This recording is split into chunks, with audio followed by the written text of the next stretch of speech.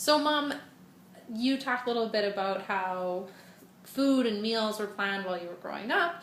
How was that different when you had kids, and how were meals and food planning and food viewed when me and my sister were around? Well, even when you were babies, I was really conscious of making homemade baby food. You know, that was the trend. Did all the vegetables and ground them all up and everything.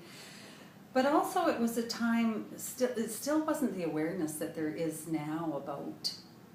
I don't know about antibiotics and things being processed. You know, I was interested in food and feeding my family well, but really didn't have the information, or maybe things were more natural then. They didn't get to a point where then you thought you had to back away from things. Always wanted, my kids to have good lunches and lots of fruit and vegetables, and lots of boughten stuff too. And it was a time of mixing recipes from my mom and kind of newer things. But I think eventually some of the recipes from my mom, because a lot of the dinners and the meats were,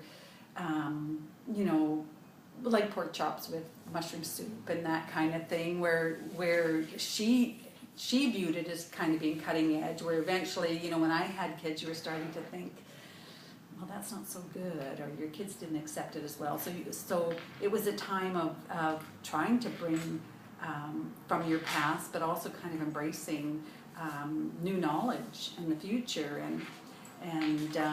But when your kids were little, I didn't really know much. It was more when you were a teenager and I started to learn